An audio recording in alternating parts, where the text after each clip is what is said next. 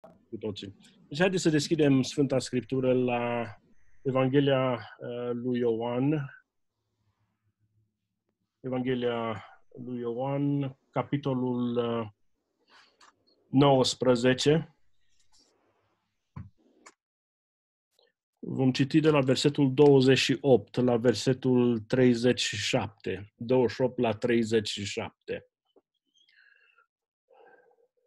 Din textul acesta vom sublinia 3 lucruri importante care sunt esențiale, care sunt, să zic așa, semnificative morții Domnului Iisus Hristos și felul cum se aplică moartea Domnului Iisus Hristos la viața noastră, la mântuirea noastră, importanța morții Domnului Iisus Hristos. E așa ușor să pierzi din vedere moartea Domnului Iisus, această sărbătoare minunată care o sărbătorim astăzi, având în vedere că e atâta tulburare, e atâta frică, sunt atâtea lucruri care ne atrag atenția și privirile în altă parte, un fel de distracții în altă parte. Uitați-vă aici, îngrijorați-vă de lucrurile acestea, uitați-vă câte se întâmplă în jurul vostru și voi vreți să vorbiți sau să predicați pe un Iisus Hristos care a fost răstignit acum câteva mii de ani.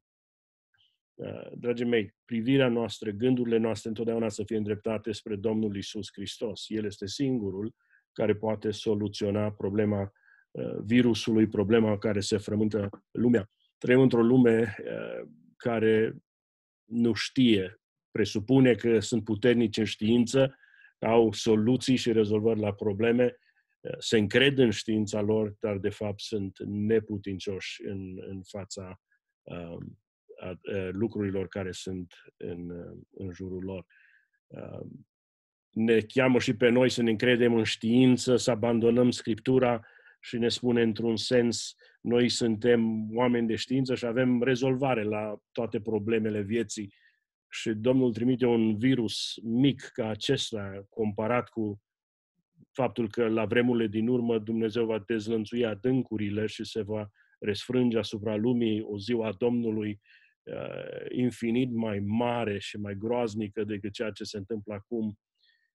Și Domnul le arată că de fapt știința lor este limitată, nu sunt în stare să rezolve nici măcar un virus, nu sunt pregătiți cu antibiotice, nu sunt pregătiți cu tratamente, nu sunt pregătiți cu spital suficient, nu sunt pregătiți nici măcar cu măști suficiente, nu sunt pregătiți. Și Domnul le dă de gol toată știința lor printr-un virus mic și simplu și le spune mai degrabă de v-ați întoarce la mine ca să vă dau ușurare și rezolvare la problemă.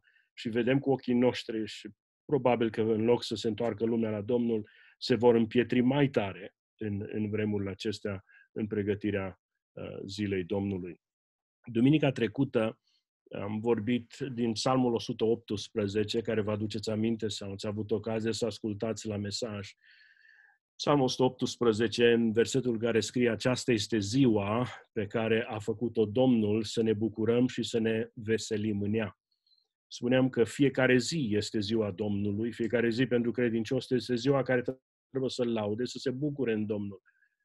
Dar în mod deosebit Dumnezeu vrea să ne îndreptăm privirile și să sărbătorim, să ne bucurăm în ziua aceasta. Este o zi importantă astăzi, sărbătoarea morții Domnului Iisus Hristos. Duminică este la fel de important, învierea Domnului Iisus Hristos. Deci acestea sunt zile care sunt create de Domnul. Deci haideți să ne îndreptăm gândurile și privirile noastre spre cuvântul Domnului. Deci Ioan, capitolul 19, versetul 28 începând. După aceea, Iisus, care știa că acum totul s-a sfârșit, ca să împlinească Scriptura, a zis, mie sete. Acolo era un vas plin cu oțet. Ostașii au pus într-o ramură de isop un burete plin cu oțet și l-au dus la gură. Când a luat Iisus oțetul, a zis, s-a isprăvit. Apoi și-a plecat capul și și-a dat Duhul. De frică să nu rămână trupurile pe cruce în ziua sabatului, căci era ziua pregătirii și ziua aceea de sabat era o zi mare, iudeii au rugat pe Pilat să zdrobească fluierele picioarelor celor răstigniți și să fie luați de pe cruce. Ostașii au venit, deci, și-au zdrobit fluierele picioarelor celor dintâi, apoi pe ale celuilalt, care fusese răstignit împreună cu el. Când au venit la Isus și au văzut că murise, nu i-au zdrobit fluierele picioarelor, ci unul din ostași i-a străpuns coasta cu o suliță și îndată a ieșit din ea sânge și apă. Faptul acesta este adeverit de cel ce l-a văzut. Mărturia lui este adevărată și el știe că spune adevărul, pentru ca și voi să credeți. Aceste lucruri s-au întâmplat ca să se împlinească Scriptura. Niciunul din oameni lui nu va fi sfârmat și în altă parte Scriptura care zice, vor vedea pe cine au străpuns. Amin. Ioan este autorul, cel care scrie cuvintele acestea. Și el alege să scoată în evidență câteva lucruri și observați ce spune aici în încheierea textului care l-am citit. El a mărturisit. Faptul acesta este adeverit, adică a observat, de exemplu, că Isus și-a dat Duhul. A văzut cu ochii lui, a văzut că Isus a strigat mie sete sau că din coasta lui, dintr-o parte a trupului lui a curs sânge și apă. Le observă, le vede, le scrie jos și adeverește pentru noi că sunt foarte importante și vom vedea ce semnificație au lucrurile acestea în seara aceasta. Fiul lui Dumnezeu, Domnul Iisus Hristos, s-a smerit, spune Apostolul Pavel în Filipeni, s-a smerit și a devenit ascultător până la moarte și încă moarte de cruce. Domnul Iisus spune despre el în Ioan, capitolul 12, versetul 32. După ce voi fi înălțat de pe pământ, voi atrage la mine pe toți oamenii. Deci este o ordine, este o rânduială care Dumnezeu a pregătit-o și Domnul Iisus Hristos de bunăvoie își pregătește lucrurile, se pregătește pe sine, pregătește Dumnezeu evenimentele minunate, într-un mod minunat în care programează moartea Domnului Iisus Hristos. Deci să ne uităm în seara aceasta, dragii mei, ce găsim în moartea lui Iisus Hristos care să ne atragă. De ce să ne uităm la moartea Domnului Iisus Hristos? Când Domnul Iisus spune, voi fi înălțat de pe pământ, adică voi fi ridicat pe o cruce și voi atrage la mine pe toți oamenii. Toți oamenii sunt invitați să privească la cruce și la moartea Domnului Iisus Hristos, dar nu toți răspund. Deci pentru noi, dragii mei, haideți să ne uităm care sunt lucrurile importante, care ne bucurăm în seara aceasta, care să ne reamintim de ele și să-i mulțumim lui Dumnezeu. În Ioan capitolul 5, versetul 24, Domnul Iisus spune, adevărat, adevărat vă spun că cine ascultă cuvintele mele și crede în Cel ce m-a trimis, are viață veșnică și nu vine la judecată, ci a trecut din moarte la viață. De ce e importantă moartea Domnului Iisus Hristos? Pentru că în credința în moartea Domnului Iisus Hristos are loc trecerea noastră din viața aceasta la viața veșnică. Deci sunt trei lucruri care le scoatem în evidență. În primul rând, apa vieții care potolește setea noastră.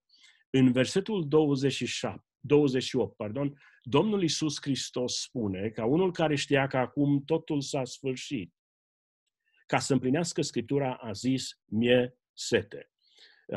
Apa vieții, Domnul Iisus Hristos, în moartea Lui, este apa vieții care potolește setea noastră. He is the water that satisfies our thirst. Iisus a zis, mie sete. Gândiți-vă pentru un moment, dragii mei, și m-am oprit aici când am citit versetele acestea. Domnul Iisus Hristos, care e pe cruce, spune, mie sete, este Cel ce a făcut oceanele și lacurile și toate izvoarele din lumea aceasta. Putea să se adapte din ele, să sorbească din oricare dintre ele și să-și potolească setea. Putea chema un înger, nu? Să vină în ajutorul lui, un gest, o chemare, un strigăt și îngerul grabnic venea să-i astâmpere setea. Sau putea să declare, nu mai îmi este sete. Și cel care a creat universul putea să-și oprească setea în momentele acelea. Dar n-a făcut lucrul acesta. De ce? Pentru ca să ne învețe pe noi și să devină pentru noi izvorul apelor vii, izvorul vieții. Pentru că omul are o sete. Omul este cel, de fapt, care strigă mie sete și Domnul Iisus se identifică cu El, cu cel care strigă mie sete, cel care în setea lui este într-o goană zilnică, bani, și împlini setea cu alcool. Dacă bea suficient de alcool, poate nu-i va mai fi sete. Dacă are anumite droguri, va fi împlinit, sau medicamente care... Niciuna din lucrurile acestea, niciuna din lucrurile care le oferă lumea, nu poate potoli setea omului. Lumea, the world says you only go around once, so go for all you can get. Self-gratification, a lifestyle that is driven by self. Man is really like a person who is sick, who could take but a little water. You hold the cup to his lips, and they take a couple of sips and is satisfied for a moment. But a few minutes later, he asks for water again. So if you sat next to a person who's suffering, who's thirsty, whose lips are dry, you can soak up that sponge and you wet his lips, or you can dip that cup of water on his lips and he takes a couple of sips and it satisfies for the moment. But then a few minutes later, the scorching heat, the burning, he asks for water again. This is man suffering in sin, always asking, who can satisfy my thirst? And Christ identifies with me and with you in this. Hristos se identifică cu noi, în omul suferind, care abia bea 2 sau 3 guri de apă, după aceea iarăși îi sete din nou. Nimic nu satisface setea decât în Domnul Iisus Hristos, care devine izvorul apelor vii la crucea de la Golgota. Iisus Hristos, în grădina Ghețimani, se roagă, dacă este cu putință, îndeparte de la mine paharul acesta. Și Dumnezeu îi spune, nu e cu putință să depărtăm paharul acesta de la tine. Ba dimpotrivă, eu vreau ca tu să bei paharul acesta al suferinței. Și atunci un ostaș vine și înmoaie buretele cu oțet și îi dă paharul acela amar sau îi dă băutura acea amară. Și în contextul acesta, când strigă mie sete și când bea paharul suferinței și a bagiocorii pentru noi, Iisus Hristos în momentul acela strigă, s-a isprăvit. Și atunci ne aducem aminte de ceea ce spunea el în Ioan 4 cu versetul 14 și începe să facă sens toate lucrurile și să le înțelegem. Oricui va bea din apa pe care eu voi da eu, în veac nu-i va fi sete, ba încă apa pe care eu voi da eu se va preface în el într-un izvor de apă care va țâșni în viață veșnică. Ieremia spune poporului său altădată, m-au lepădat pe mine izvorul apelor vii. Iată că Domnul Iisus Hristos este glasul lui Dumnezeu și Sfânta Treime la Golgota ne cheamă din nou să ne întoarcem la izvorul apelor vii. Să nu ne săpăm fântâni care scapă apa sau să adunăm apă într-un puțuri care sunt crăpate. E așa frumos în Apocalipsa, m-am dus cu gândul la Apocalipsa, capitolul 22, în versetul 1, care spune și mi-a arătat un râu cu apa vieții, limpede ca cristalul, care ieșea din scaunul de domnie al lui Dumnezeu și al mielului. Izvorul apelor vii, izvorul care ne adapă pe noi, care ne stâmpără setea, izvorul care curge din scaunul de domnie al lui Dumnezeu. Spune că acolo nu va mai fi sete în veșnicie. Dacă sunteți ca mine, vom fi cu toții curioși. Cum gustă apa aceea care iese din tronul lui Dumnezeu? Sau sunt toate simbolice? Vom vedea în ziua aceea cum va fi exact lucrurile. Dar aș vrea să gust din izvorul acela. Dar, de fapt, am gustat deja în Domnul Iisus Hristos, care aduce apa veșnică, care este viața veșnică. Este importantă moartea Domnului Iisus? Da. Pentru că în momentul când Iisus Hristos moare și se stinge din viață, atunci El satisface setea omenirii. Vremurile acestea, dragii mei, care le trăim astăzi, sunt ca un pahar de oțet. Și parcă cineva ne dă un pahar de oțet în vremuri de suferință. Citeam un articol care era intitulat în felul următor și am tot se feresc să vorbească de lucrurile acestea. Cei care mor de virusul acesta sau afectați de virusul acesta, cei care mor de virus mor singuri, pentru că sunt izolați. Medicii, cadrele medicale nu se prea apropie de ei. Și când sunt aproape de moarte, nimeni nu se duce acolo lângă ei și mor singuri. Știți care e diferența între cei necredincioși și cei credincioși, copiii lui Dumnezeu? Copiii lui Dumnezeu, chiar și în contextul acela, nu sunt singuri. Îl au pe Domnul lui Hristos lângă el. Lângă el. De-aia Iisus strigă, dacă însetează cineva, să vină la mine și să bea. Ioan 7:37. Deci moartea lui Iisus e importantă pentru că numai în ea vei găsi apa care îți stinge setea și spotolește setea. Slăvit să fie Domnul. Al doilea lucru. În Domnul Iisus Hristos este Duhul dădător de viață. Jesus Christ has the Spirit giving life. În versetul 30. Apoi și-a plecat capul și și-a dat Duhul. Și-a dat Duhul. Moartea și proslăvirea lui Iisus sunt necesare. Deci e importantă moartea, da. E absolut necesară, sigur. Pentru că numai când își dă Domnul Iisus Duhul, de fapt, vom primi noi, în esență, noi vom primi Duhul lui Hristos. El trebuie să-și dea Duhul sau să aducă, să facă posibil aducerea Duhului și revărsarea Duhului peste noi. Ioan 7:39, căci Duhul Sfânt încă nu fusese dat, fiindcă Iisus nu fusese încă proslăvit. Deci nu poate veni Duhul până Iisus nu este proslăvit. Și Iisus nu este proslăvit până nu moare prima dată. Este moartea lui importantă? Da, pentru că viața veșnică vine în urma morții lui Iisus Hristos, prin Duhul Său care ne este dat nouă.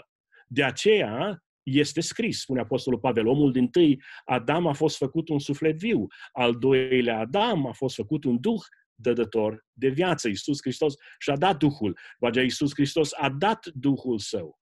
Lui Nicodim i-a răspuns, adevărat, adevărat îți spun, că dacă nu se naște cineva din apă și din Duh, nu poate să intre în împărăția lui Dumnezeu.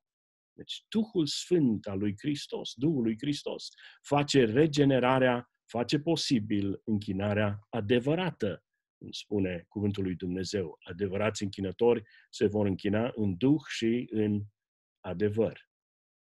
Și în ultimul rând, sângele ispășirii. Versetul 34 spune, când au venit la Iisus și au văzut că murise, nu i-a zdrobit fluierile picioarelor, ci unul din ostași i-a străpuns coasta cu o suliță și îndată a ieșit din ea sânge și apă. Acele două se îmbină frumos aici, sângele Domnului Iisus Hristos și apa care curge din coasta Domnului Iisus Hristos.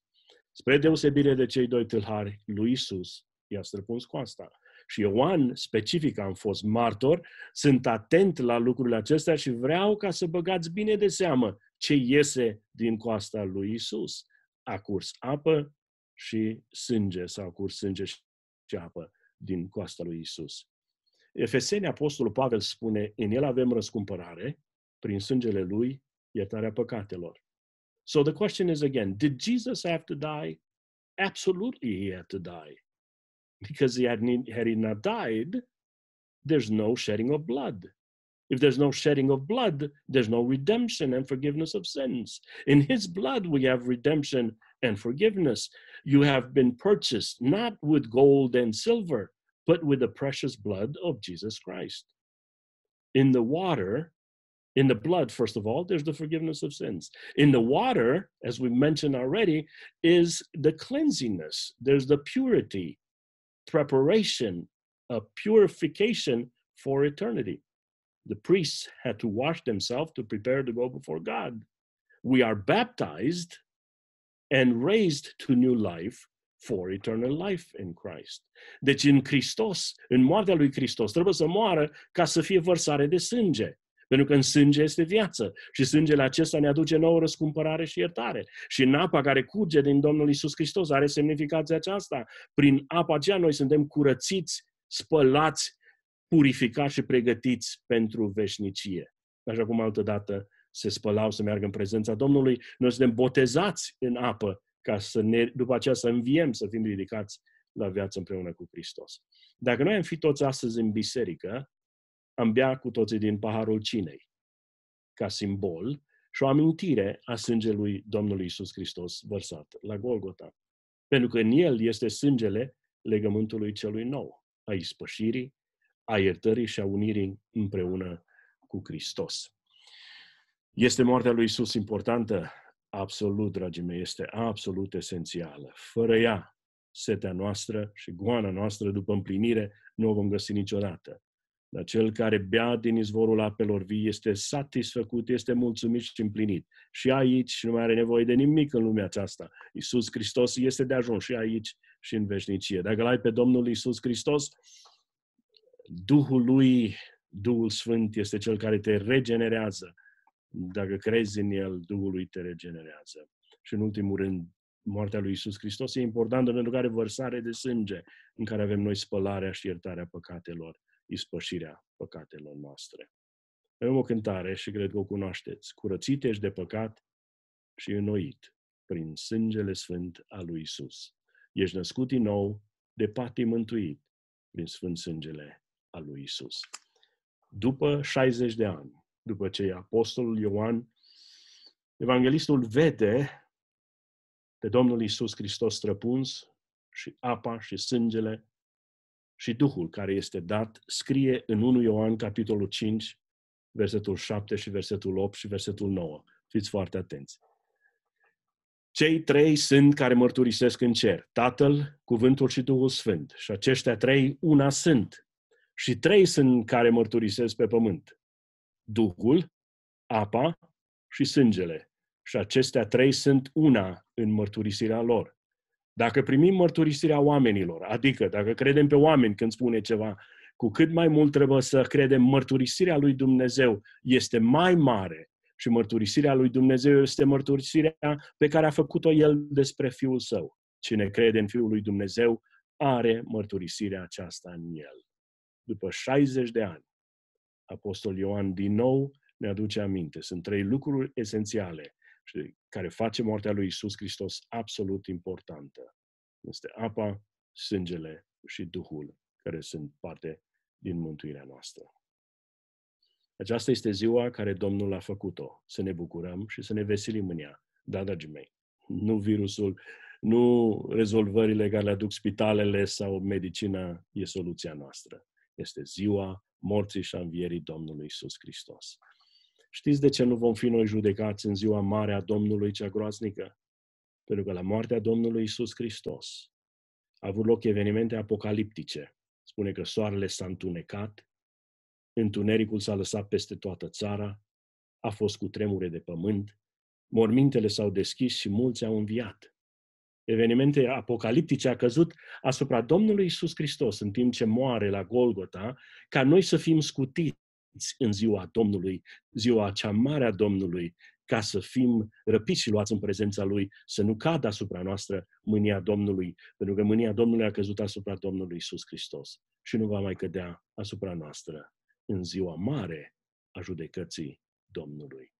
Glorie Domnului Iisus Hristos, glorie Dumnezeului nostru, Tatăl nostru Ceresc, ce mare favor și binecuvântare ne-a făcut prin moartea și învierea Lui. Bucurați-vă, dragii mei, nu vă întristați. Și dacă ne costă viața în virusul acesta sau orice altceva, lumea și păcatul va aduce în calea noastră. Noi ne bucurăm nespus de mult în mântuirea și bucuria noastră care este Domnul Iisus Hristos. Tată Ceresc, îți mulțumim pentru seara aceasta, mulțumim pentru cuvântul Tău, mulțumim pentru învățăturile care cuvântul Tău ni le dă.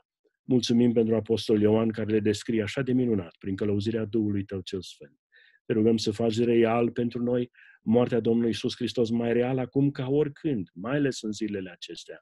Noi ne sprijinim și avem biruința și spălarea și curățirea prin sângele și moartea Domnului Iisus Hristos. Glorie Ție, Tată! Amin. Amin.